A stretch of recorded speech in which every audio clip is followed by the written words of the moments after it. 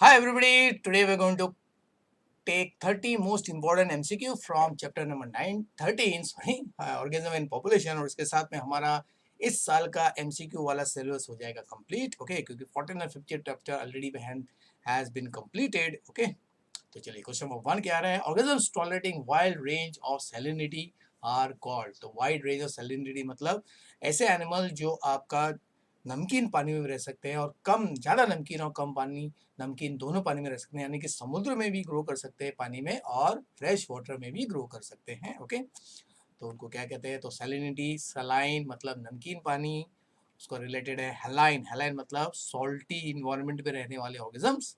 तो correct answer is euryhaline. Euryhaline मतलब those animal which can tolerate high as well as low you can see what salt level. Steno जिनका जो range होता है बहुत ही छोटा होता है या लो होता है, यानी कि वो फ्रेश वाटर में ही रह सकते हैं या मराइन वाटर में रह सकते हैं। मराइन वाटर से फ्रेश वाटर में आएंगे तो मर जाएंगे, और अगर फ्रेश वाटर में रहते हैं तो मराइन वाटर में जाएंगे तो क्या हो जाएंगे, मर जाएंगे ओके।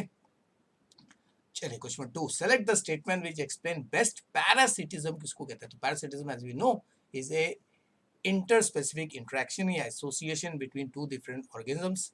ये तो किस टाइप का एक इंटरेक्शन है या एसोसिएशन है ओके, जिसमें नेचुरली इस टाइप का एसोसिएशन में दो अलग अलग ऑर्गेनिजम्स का इन्वॉल्वमेंट रहता है ओके। उनका या तो दोस्ती होती है, दुश्मनी होती है, या इग्नोर करता है, एक इग्नोर करता है, दूसरा यू कैन सी व्हाट फायदा उठा लेता है। तो अलग अलग टाइप के इंट्रैक्शंस है ओके। तो चलिए, तो पैरासिटिज्म में क्या होता है, one species is benefited and दूसरे को हार्म होता है। तो जिसको बेनिफिट होता है उसको पैरासाइट कहते हैं, और जिसको नुकसान हो रहा है उसको होस्ट कहते हैं। तो पैरासाइट और होस्ट का एक रिलेशनशिप, उसी को पैरासिटिज्म कहते हैं ओके।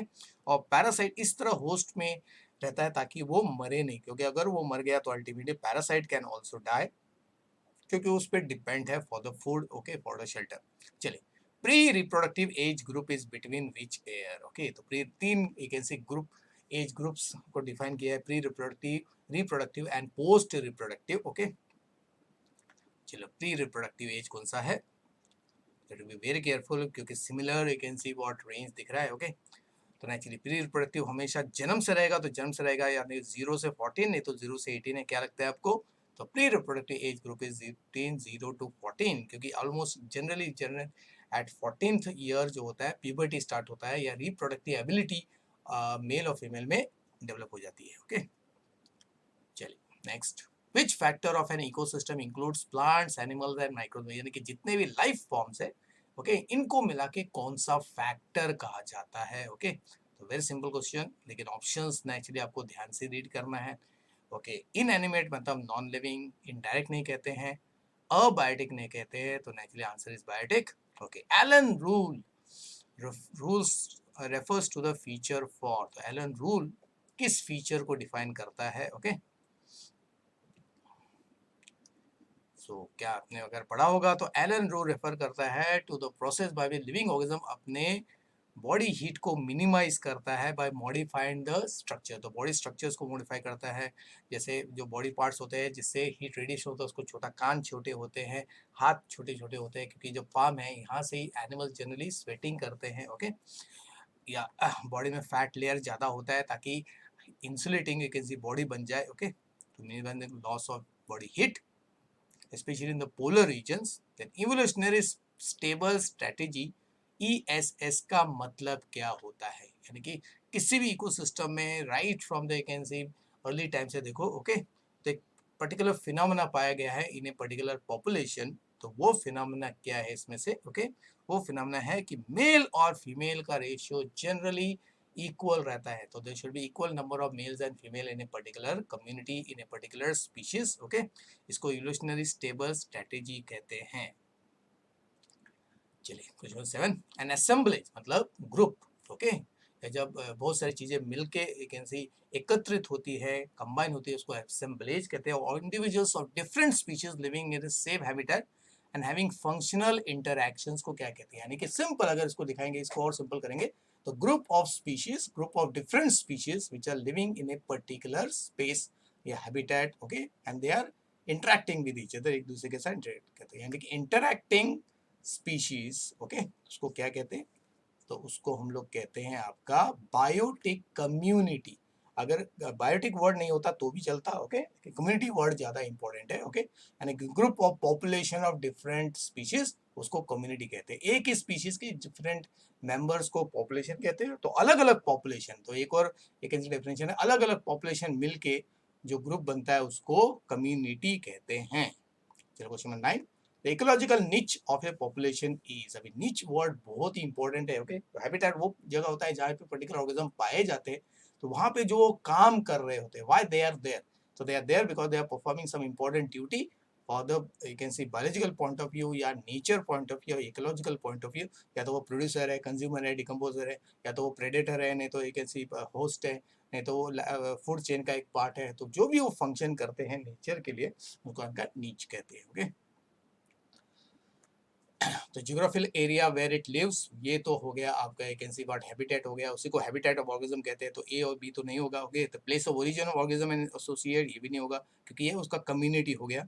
तो set of conditions and resources that it uses, यानी कि उसका फंक्शनिंग एस्पेक्ट, ओके। तो नीच जो है, ओके, तो बहुत सारे इसको नीचे भी कहते हैं, तो नीच ज़्यादा एक ऐसी करेक्ट है।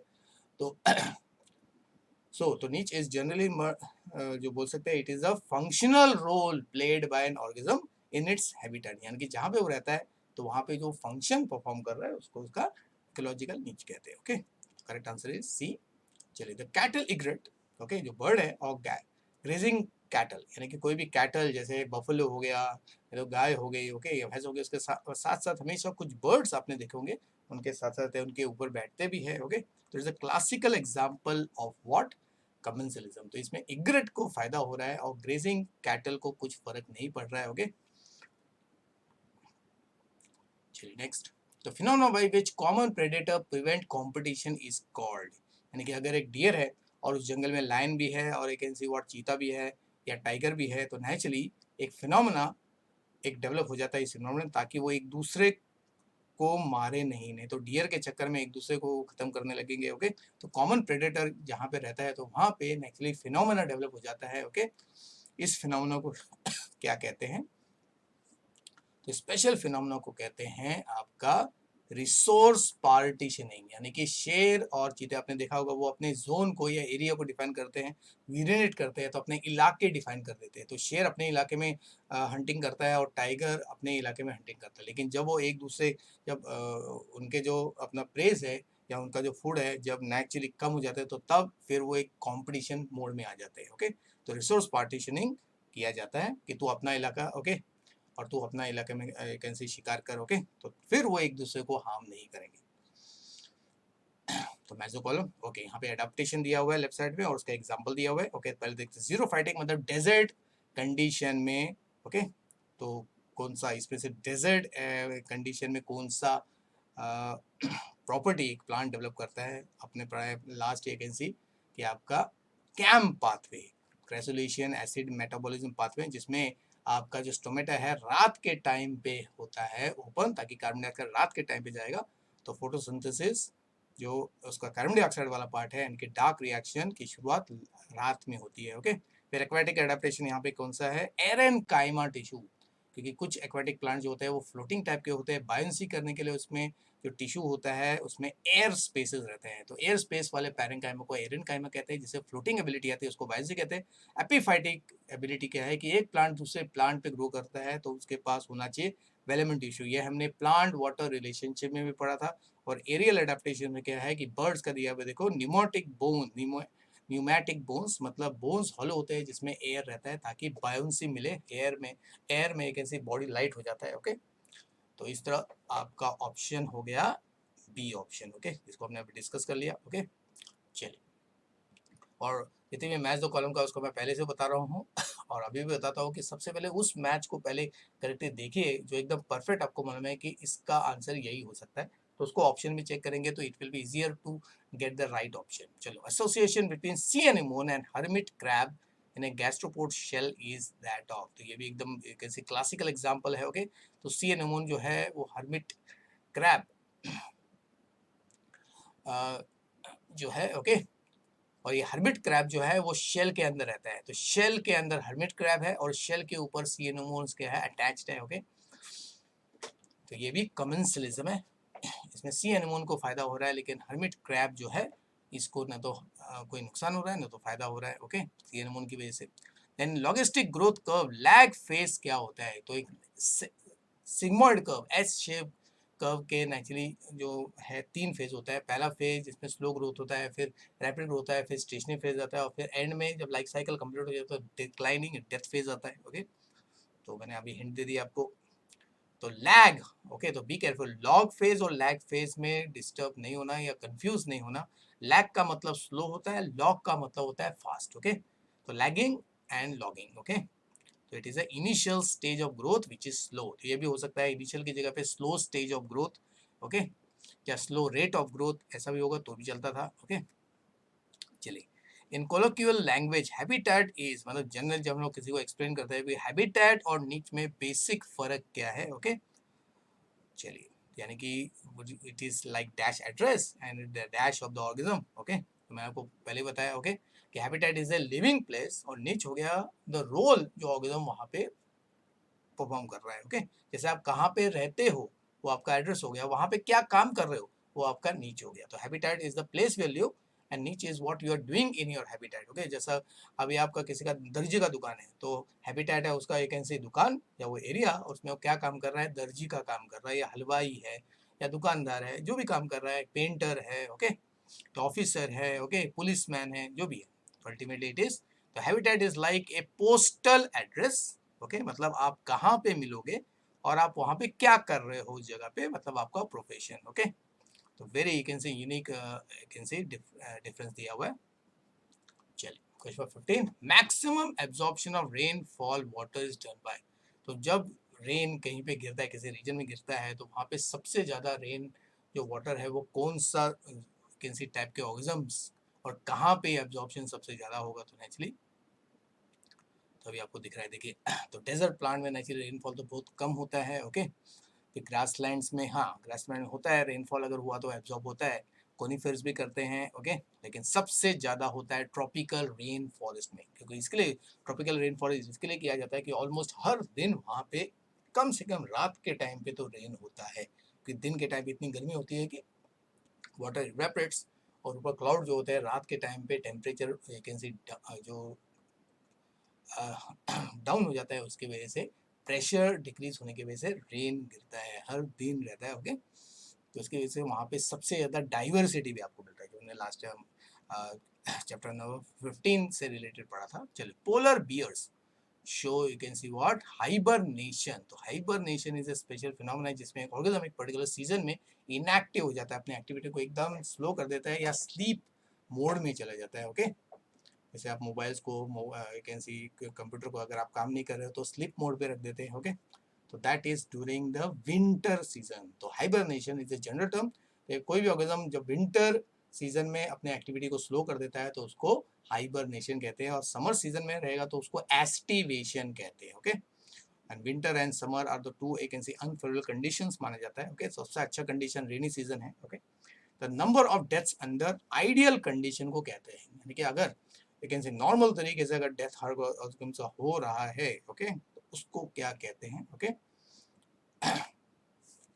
उसको कहते हैं आपका, देखिए, डेथ जो हो गया उसको मोर्टेलिटी कहते हैं, तो दो मोर्टेलिटी है आपका, एक है आपका एब्सोल्यूट और दूसरा रियलाइज। रियलाइज मतलब एक्चुअल जो डेथ होते हैं उसको कहते हैं रियलाइज्ड, वो भी डिपेंड करता है एक अनफेवरेबल कंडीशन पे वो डिपेंड करता है, ओके। फिर अगर कंडीशन बहुत ही अच्छा है तो फिर आपका मोर्टेलिटी एकदम कम रहेगा, ओके। फिर vitality is the ratio between आपका birth rate and death rate, मतलब नेटैलिटी और मोर्टेलिटी के बीच का जो रेशियो है उसको वाइटलिटी कहते हैं, ओके। चलिए, regional and local variation with in each बायोमी lead to the formation of variety of, तो biome is the large you can say regions on the earth सबसे बड़ा you can say इकोसिस्टम जिसको biosphere कहते हैं। उसके बाद में अलग अलग नेचुरल रीजन्स है, टुंड्रा, ग्रासलैंड, ये सब हमको मालूम है, ओके। टाइगर है, ट्रॉपिकल रीजन्स है, ओके। तो ये जो बड़े बड़े नेचुरल रीजन्स पूरे अर्थ को हम लोगों ने डिवाइड किया उसको बायोमी कहते हैं। उसके अंदर फिर आपके टेरेस्ट्रियल इकोसिस्टम और एक्वाटिक इकोसिस्टम्स आते हैं, ओके। और इनमें इतने सारे वेरिएशंस की वजह से अल्टीमेटली क्या होता है, वैरायटी ऑफ क्या होता है, तो वही हमको देखना है, वैरायटी ऑफ क्या तैयार होते हैं, variety of you can see what habitats तैयार हो जाते हैं, और हैबिटेट अलग अलग होने की वजह से स्पीशीज का फिर वेरिएशन आता है। ओके, तो regionals and local variation of the biome, क्योंकि बायोम इज द रीजन, तो हैबिटेट का वेरिएशन जो है वो रीजनल एंड लोकल वेरिएशन की वजह है। और हैबिटेट, हाँ, अगर हैबिटेट वर्ड नहीं होता तब जाके आपका आंसर स्पीशीज होता, क्योंकि स्पीशीज हैबिटेट पे डिपेंड करते हैं, तो habitat is therefore more important, क्योंकि जैसा हैबिटेट रहेगा वैसा स्पीशीज डेवलप होगा। चलो, कम्युनिटीज को क्या डिफाइन, कैसे डिफाइन करते हैं, अभी हमने कम्युनिटी का पिछला सेशन किया था अभी। ओके, पिछले स्लाइड में देखा था। तो they are nothing but interacting population, simple definition. अलग अलग पॉपुलेशन, दो या दो से ज्यादा पॉपुलेशन मिलके जो ग्रुप तैयार होता है उसको कम्युनिटी कहते हैं। ओके, तो identify the growth type in the given figure. तो यहाँ पे देखो अर्न शेप का ग्राफ है। ओके, तो आपको मालूम होगा जो ब्लू है that is the you can see pre reproductive phase, फिर येलो वाला रिप्रोडक्टिव फेज है, और रेड वाला जो है वो आपका है पोस्ट रिप्रोडक्टिव फेज। ओके, तो लेफ्ट साइड मेल का पॉपुलेशन, राइट साइड फीमेल का, तो ऑलमोस्ट दोनों का प्रोपोर्शन इक्वल है, तो 1:1। ओके, रेशियो जो स्ट्रेटेजी है इकोलॉजी की। ओके, तो ये इस टाइप का, अगर किसी पॉपुलेशन में इस टाइप का आपको प्रोपोर्शन दिख रहा है तो ऐसा पॉपुलेशन नेचुरली फ्यूचर में क्या होगा, तो फ्यूचर में पॉपुलेशन डिक्लाइन होगा, डिक्रीज होगा, तो उसको हम लोग कहेंगे नेगेटिव ग्रोथ हो रहा है, पॉपुलेशन इज डिक्रीजिंग। ओके, चलिए, growth of bacteria in A newly inoculated you can see what agar plate shows.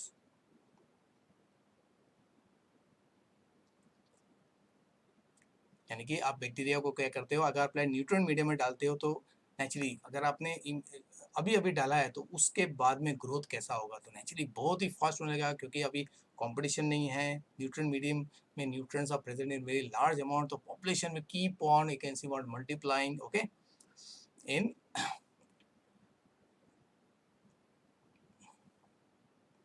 Which manner, तो it will occur in the exponential manner, मतलब लॉग फेज में होगा। Okay, और जो आपका पूरा जो ग्रोथ कर्व होता है उसको लॉगिस्टिक ग्रोथ कहते हैं, जिसको आपका एस ग्रोथ कहते हैं। तो लॉगिस्टिक ग्रोथ को वेनहर्स्ट पर्ल ने सबसे पहले एक्सप्लेन किया था। ओके, तो इसके लिए उसको Verhulst you can see Pearl logistic growth भी कहते हैं। जीरो ग्रोथ मतलब कोई ग्रोथ नहीं हो रहा है, यानी कि क्या बोल सकते हैं, death and you can see birth are equal. चलिए next, if the following is not a type of niche, तो कौन सा निच यू कैन सी, क्योंकि नीच के 3 टाइप होते हैं। ओके, तो पहला है हैबिटेट नीच, दूसरा है ट्रॉफिक नीच मतलब फीडिंग नीच। हैबिटेट मतलब it defines the habitat of an organism. Okay, तो वो वहाँ पे क्यों है, एक पर्टिकुलर हैबिटेट में क्यों है। फिर ट्रॉफिक, वो वहाँ पे किस टाइप का न्यूट्रिशन ऑब्टेन कर रहा है। ओके, और फिर अगर हैबिटेट में अल्टीमेटली अलग अलग लेवल्स है तो फीडिंग लेवल भी चेंज होता है, तो उसको मल्टी डायमेंशनल या हाइपर वॉल्यूम नीच कहते हैं। ओके, तो मल्टी लेयर टाइप का नीच नहीं होता है। चलिए, question 23, the immediate surrounding of an organism sometime is also referred to as, यानी कि ऑर्गेनिज्म का सबसे स्पेसिफिक प्लेस जो है, ओके, तो उसको क्या कहते हैं, हैबिटेट कहते हैं, नहीं, एकदम specific place of an organism जहाँ पे आपको 100% ऑर्गेनिज्म मिलेगा। ओके, उसको उसका माइक्रो हैबिटेट कहते हैं, यानी कि जहाँ पे अभी आप हो तो आपका आसपास को जो इमेज सराउंडिंग है वो आपका माइक्रो हैबिटेट है, आपका पूरा घर आपका हैबिटेट है। ओके, आपका पूरा ये एरिया आपका हैबिटेट है, लेकिन जहाँ पे अभी आप हो वो आपका माइक्रो हैबिटेट है। ओके, जैसे अभी मैं जहाँ पे बैठा हुआ ये मेरा माइक्रो हैबिटेट है ये। ओके, हाँ, ये पूरा अपार्टमेंट जो मेरा है वो मेरा हैबिटेट हो गया। ओके, तो study of relationship between organism and environment को कौन सा साइंस कहते हैं। ओके, तो बोले यहाँ पे तो इकोलॉजी नहीं है, नहीं, रिलेशनशिप ऑर्गेनिज्म और इन्वायरमेंट का, हर ऑर्गेनिज्म का और उसके इन्वायरमेंट के साथ क्या रिलेशनशिप है, इसको स्टडी करने को बायोनोमिक्स कहते हैं। क्या कहते हैं, बायोनोमिक्स। तो बी केयरफुल, बायोथिक्स हमें मालूम है, it is the understanding of good and you can C bad for a particular biological entity. Okay, process. Okay, तो क्या अच्छा है क्या बुरा। एग्रोनॉमी हो गया, एग्रीकल्चर साइंस को कहते हैं with respect to you can see what profits. Okay, economy.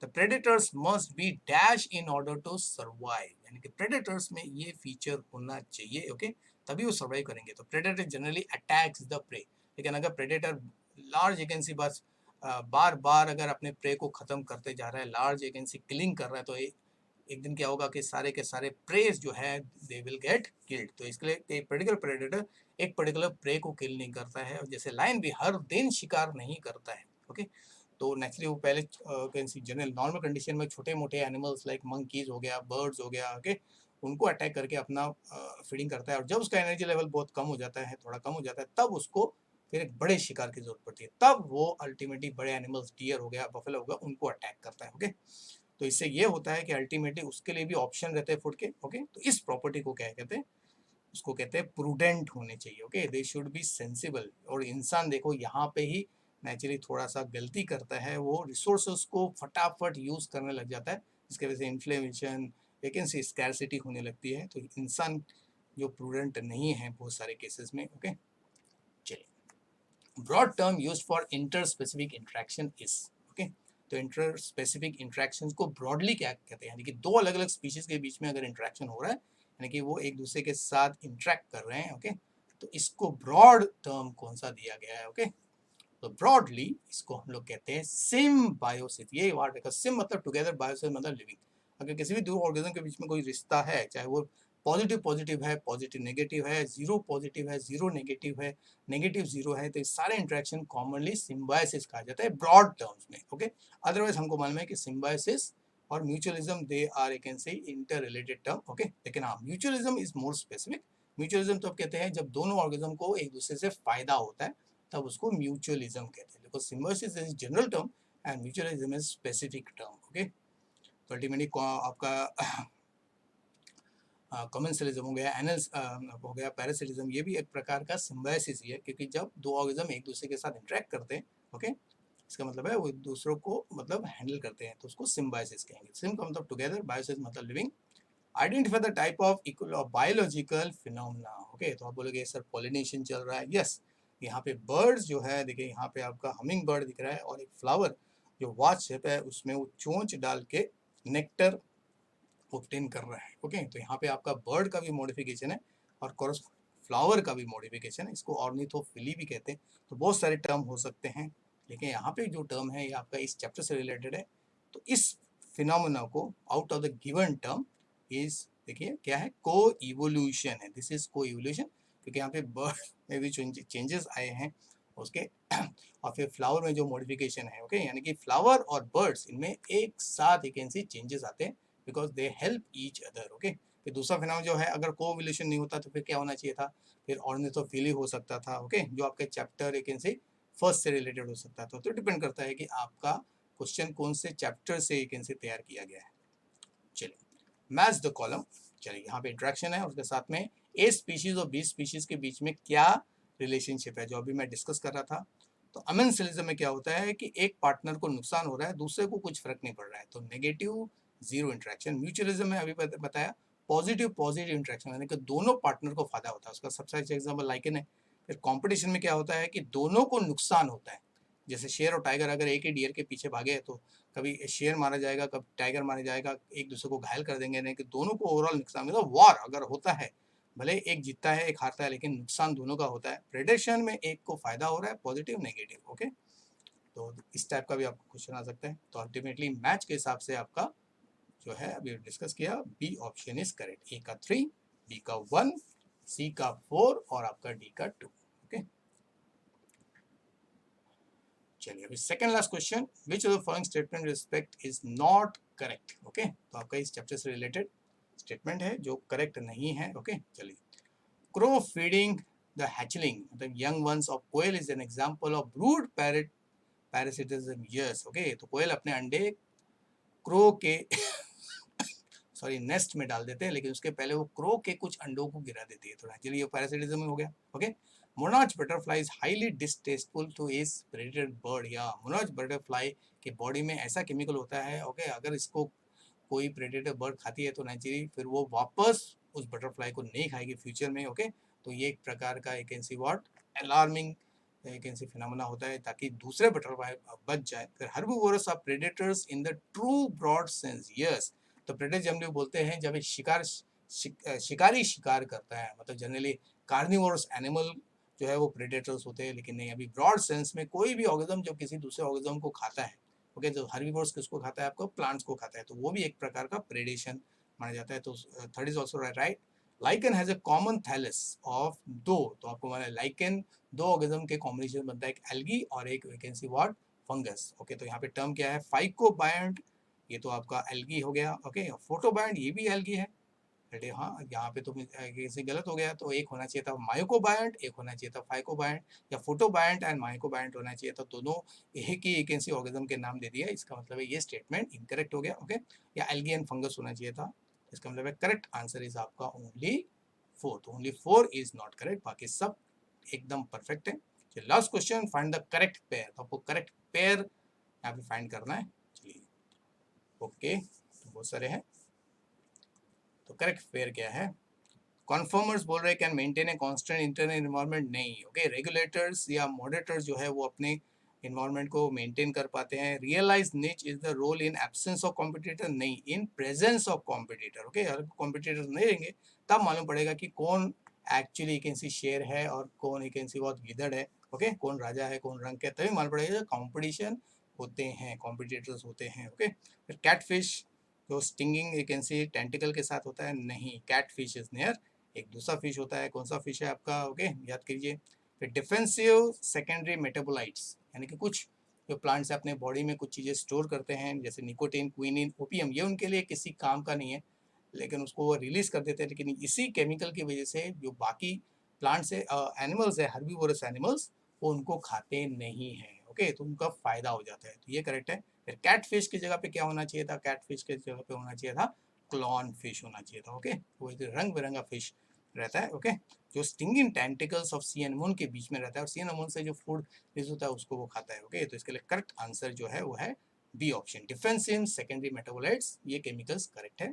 तो इस तरह स्टूडेंट्स आज हमने कंप्लीट कर दिया चैप्टर 13, इसके साथ में पूरे सारे चैप्टर्स जो इस साल के लिए आपके हैं उनका हमने सेशन कंप्लीट कर दिया। एमसीक्यू पार्ट अभी नेक्स्ट सेशन में I going to bring the diagram, we can see what aspect, तो इंपॉर्टेंट डायग्राम्स, रिलेशनशिप्स जो है, रिप्रेजेंटेशंस है, उसको मैं आपके सामने डिस्कस करूंगा, तो रिवीजन भी हो जाएगा, आपका प्रैक्टिस भी हो जाएगा। Okay, then take care students, bye.